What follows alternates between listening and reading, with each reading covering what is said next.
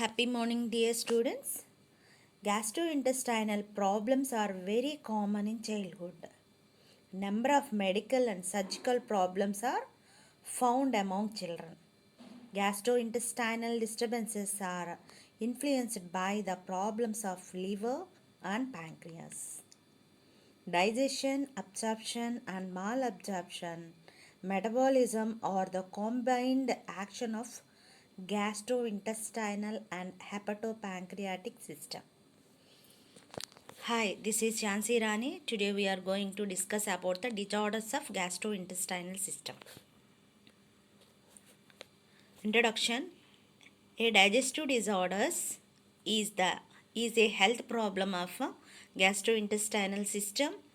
These disorders can get in the way of day-to-day functions and can affect child development.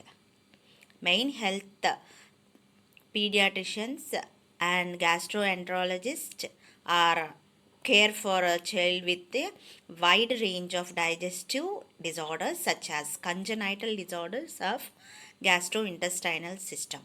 Today we are going to discuss about what are the congenital disorders of gastrointestinal system. And the small and then large intestines, that is colon or bowel, are part of the digestive system. About 90% of your digestion and absorption of nutrients occur in the small intestines. Disorders of or injuries to the intestines can cause pain, disrupt digestion, slow development, or create lifelong or life-threatening complications. Today we are going to discuss about congenital malformations of the gastrointestinal system.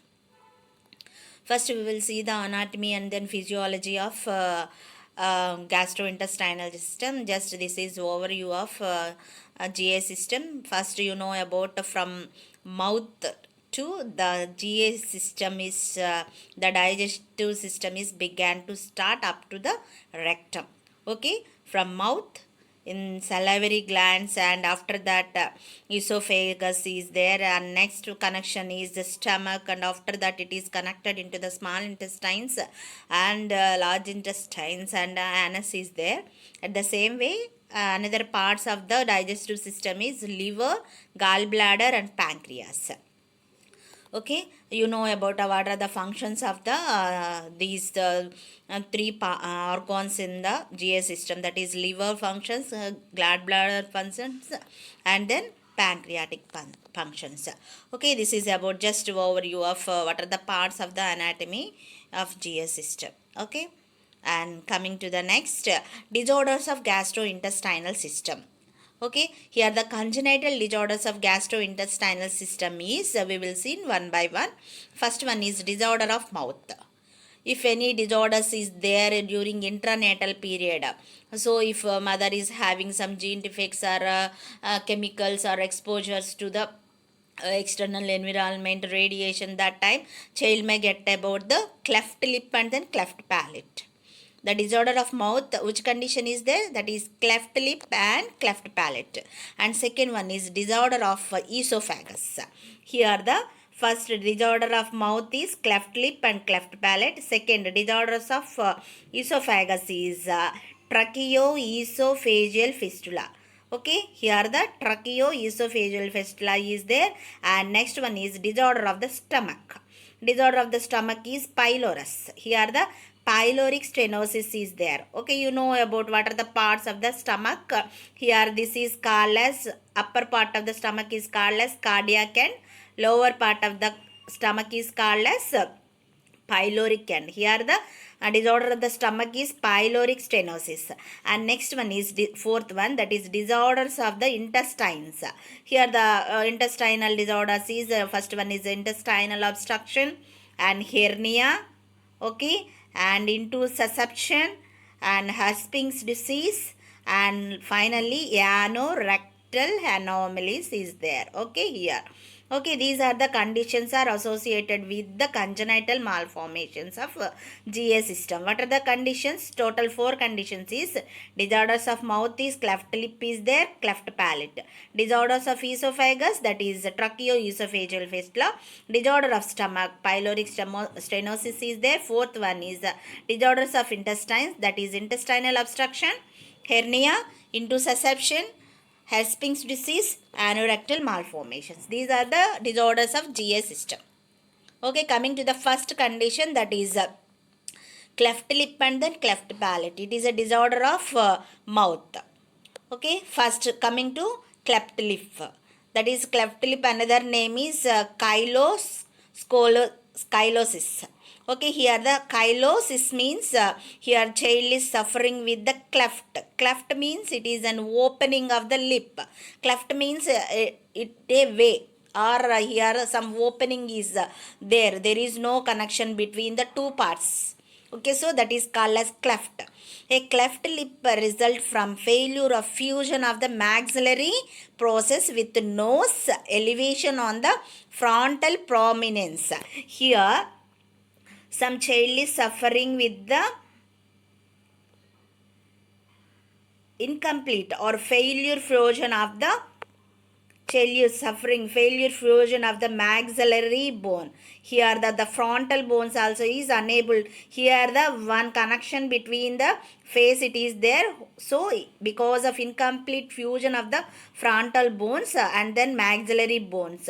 Okay, so child is getting the cleft lip. Okay, this is a congenital malformation of mouth. Here the maxillary process, which is nasal nose elevation on the frontal prominence. Okay, and next the extent of defect varies from notch in the lip to the large cleft reaching the floor of the nose. Here the large cleft, here the opening it is there. Okay, that is called as cleft lip. Okay, this is about the cleft lip, and here the cleft lip can be one side is called as unilateral. Here the child is suffering with the one side only. Okay, that is called as unilateral. Okay, if child is having cleft lip, maybe one or both sides. Here both sides, both under the nostrils, here the both sides child is having cleft. Here the opening is there. Okay, so that is called as bilateral cleft lip. Okay, here how many types is there cleft lip? Unilateral and bilateral. Unilateral means one side opening cleft is there. Bilateral means both sides of the lip. Okay, here the cleft is there. Okay, next one is this is the normal baby. Okay, here the normal plate of the face. Here child is not having any cleft. So this is normal, this is unilateral, this is bilateral. Okay, all of you clear? How many types of the cleft lip is there? Unilateral and bilateral cleft lip. And next coming to the cleft palate. Palatocysis. Okay, here the palatocysis means here the cleft palate results from failure of the hard plate with each other and with the soft palate. Here you know about the in the oral cavity soft palate and then hard palate is there. Here the cleft palate results from failure of the hard palate with each other and with the soft palate. The cleft lip also usually occurs with cleft palate. Whenever if any child is suffering with the cleft lip, automatically those children are having the cleft palate. Some mild cleft also is there in the palate. And cleft palate can be complete or incomplete. Sometimes incomplete is here in this image. First image, child is having complete cleft palate. Okay, this is the normal cleft, but sometimes just hole is there. Okay, just one cleft it is there in the soft or hard palate. Okay, here also because of incomplete or failure of the hard palate close each other with the soft palate, it is there. And incidence, how for the incidence is there for the cleft lip and then cleft palate. Coming, we will see now. The incidence of cleft lip is 1 in 750 births. Cleft palate is predominantly seen in males and cleft palate in the females. We will identify. Mostly the male and then female ratio is cleft lip is mostly we will seen in the males, and then cleft palate we will seen in the female children. Okay, for cleft palate 1 in 2500 births it is there, the ratio.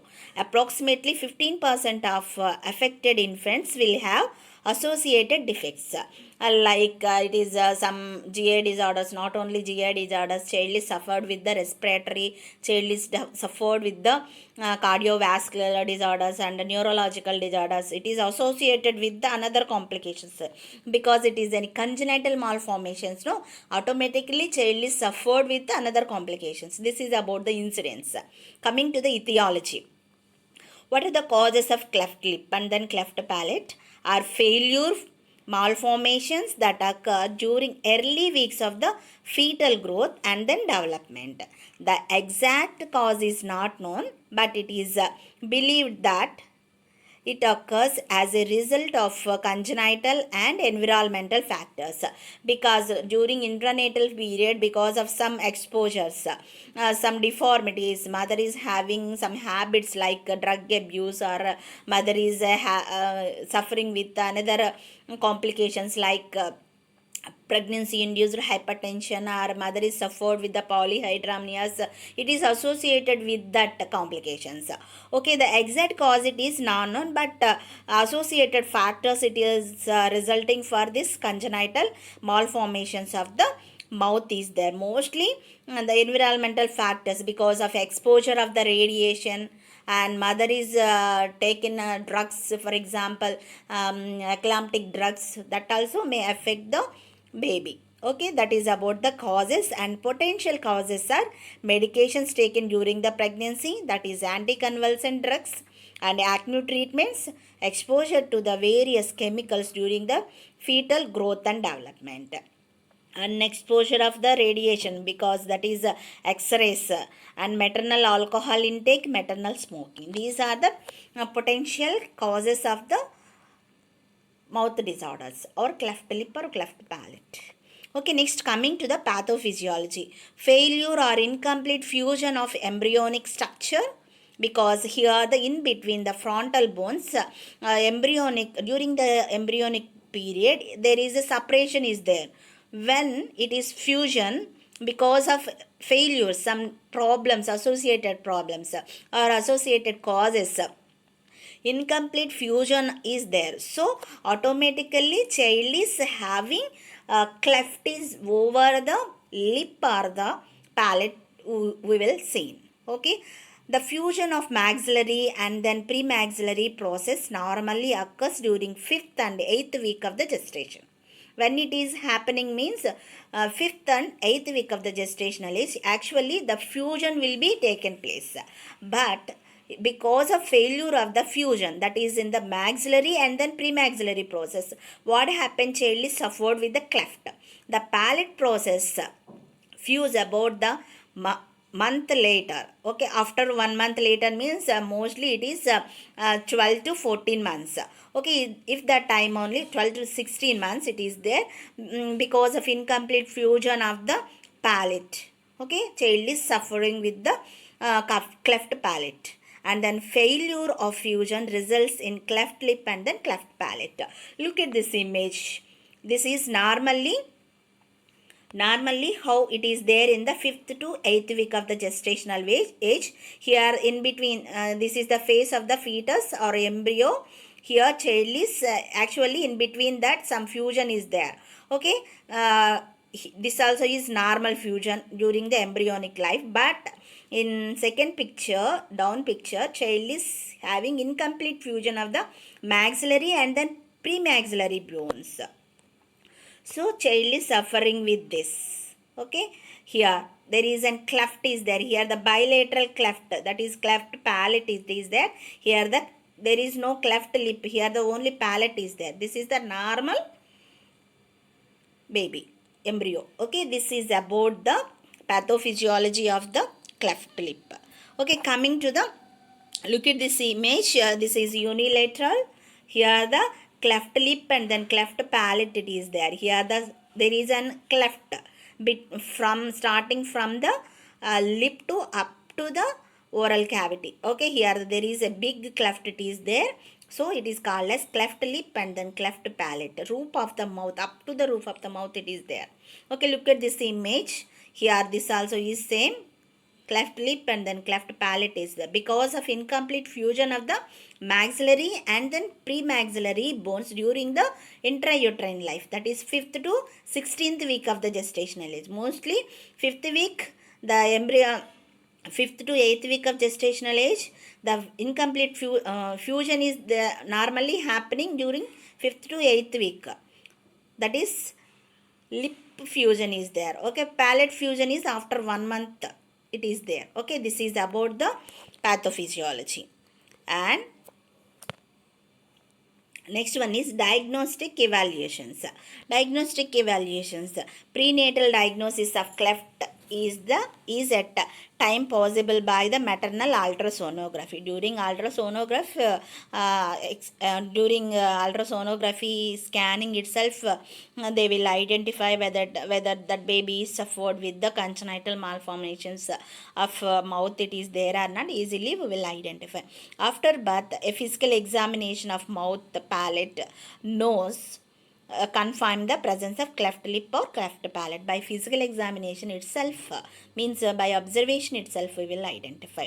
A glove finger placed in the mouth to feel, detect or visual examination with the flashlight will confirm the diagnosis.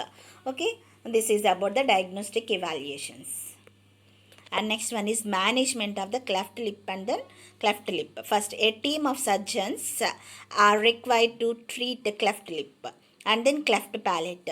Team must be included plastic surgeon, an otolaryngologist, oral surgeon, orthodontist. Here the dentist, here child is orthodontist because here the orthopedic and then dentist both that is called as, orthodontist and then dentist and prothodontist, speech pathologist and nurse coordinator should be involved in the team for the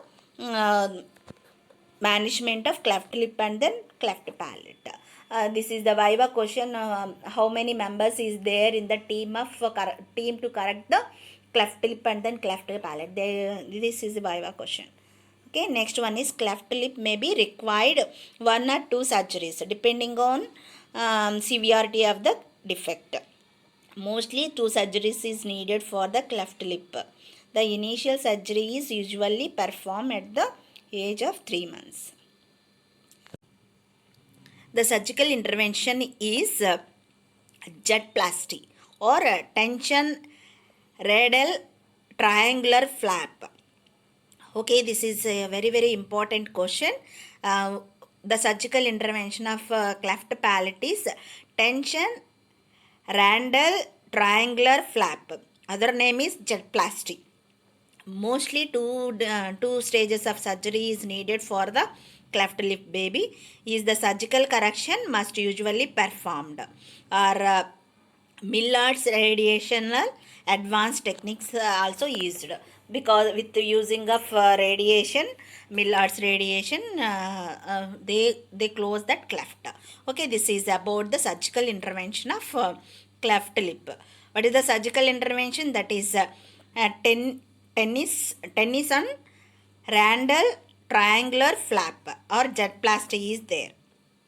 Okay, next one is cleft palate. Here the cleft palate correction, it requires many surgeries over the occur of the 18 years. Child, over the course of the 18 years. Child is up to the 18 years, this surgery is going on. The first surgical repair is done between 6 to 12 months. Okay, before 1 year itself, the first surgical repair they are starting. Okay, 6 to 12 months of the age, which helps in the prompting functional palate and reduce the chance of fluid enter into the middle ear and help in the proper development of the teeth. I said no. Here the orthodontist and team members is there. Okay, because because the structural deformity of the teeth also is there because incomplete fusion of the bone, maxillary bone. So here the deviation it will be there. So automatically it won't be mixed. The dentist. Okay, here the dentist is able to correct the some tooth problems or teeth problems. When child is 8 years old, they may need bone grafting to fill in the upper gum line. Okay, here the bone grafting they are doing because it is a separation is there, no? So they will do the at the age of 8 years bone grafting is done.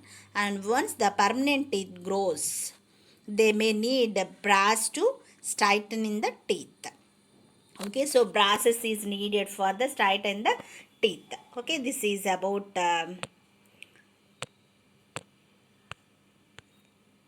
cleft palate correction. Okay, total here the so many corrections is needed for the cleft palate baby up to 18 years. The course is there. Okay, first surgery, initial surgery is done at the age of between the 6 to 12 months of age, and second surgery is done at the age of 8 years, and later at the age of 8 is they did the bone grafting. Okay, and then once the permanent teeth is grows, they may need the brass to straighten the teeth. This is about the cleft palate correction. And next one is nursing management. Here the nursing management is involved with the care of the baby at birth, care of the baby before surgery, care of the baby after surgery. Okay, this is the pre-operative, post-operative, and then at birth the management is needed for child. And care of the baby at birth. It is detected soon after delivery, check for associated congenital anomalies, explain about possibility of complete correction to parent. Everything should be explained in detail to their parents because the interventions need so many years. The surgeries also is the surgical corrections is it is not single surgical correction. It is depending upon the age, and then how the involvement it is there, that is bones and then teeth. Okay, so should explain in detail about the prognosis of this condition to their parents. And next one is feeding is very problem, as a defect, reduced baby ability to suck the milk, because if cleft is over the lip or over the palate, it is the difficulty to take the feeding. So the feeding techniques is very very important in cleft lip and then cleft palate. Encourage how to feed the baby and then give corrections, which type, how to position the baby, which bottles or feeding bottle should be preferable for this cleft lip and then cleft palate baby is recommended. Next one is palatal prosthesis, rubber tube with syringe can be used for the feeding. Here the some devices is there for feedings. Okay, after feeding itself to burp the baby between feeds. In between feeds, it's, what is burping means, keep the after feeding keep the baby on your shoulder and tap the back of the baby. Okay, that time whatever the gas or air is swallowed through the feed during the feeding, automatically it will be burp out, or automatically baby is that air will be expelled out. So the burping is very very important in this mouth disorders conditions. Okay, which type of feeding is needed for this cleft lip and then cleft palate baby? Palatal prosthesis, rubber tubes with syringe can be used for the feedings. Okay, this is, and look at this picture, the feeding techniques for the cleft lip and then cleft palate, how the feeding bottles is there. Look at this here, this is for the cleft palate. Okay, here some closing is there. Okay, after that this this is close to the palate area. Okay, this is for this nipple. Okay, it is for the cleft lip baby. Okay, look at this image. This is palate feeding bottle. This is cleft lip feeding bottle. Okay, this is cleft palate baby. Okay, here they are giving the first of all they are closing the palate cleft, and after that they will feed the baby. It may to prevent the regurgitation, sorry, to prevent the aspiration. Okay, or to prevent the ear entry of the feeds. Okay, here there is a connection between the ear and the nose is there, no? So some middle ear infections also is there. Okay, look at this picture, how they are feed that baby. Okay, these are the feeding techniques. And next one is care of the baby before surgery. First, you should take the consent.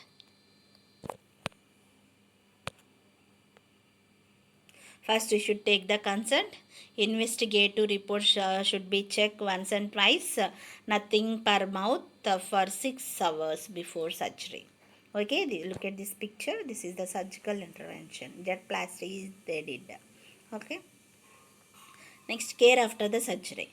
Close observation and monitoring is very very important. Observe for the bleeding. If any bleeding is there, everything should be observed, and turn the baby face to one side for drainage of the secretions, because every secretions is coming out now. So child should be kept one side, and the face should be kept one side, whatever the secretions is comes outside, and protects the surgical site from injury. Okay, that is very very important.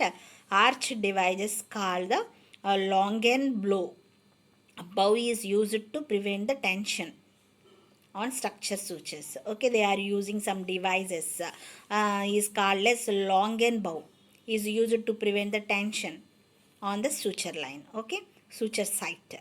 And next one is administer prescribed medications, that is whatever they are given medications, that is antibiotics should be used. Do not allow baby to put any object in the mouth. Okay, this is about the care after the surgery. All of you clear? What is the nursing interventions for this is cleft lip and then cleft palate. First, our nursing intervention is to prevent the aspiration. Okay, to prevent the aspiration, to maintain the nutrition, to provide the proper growth and development. Okay, this is very very important disorder of mouth, that is cleft lip and then cleft palate. I hope everybody is understand.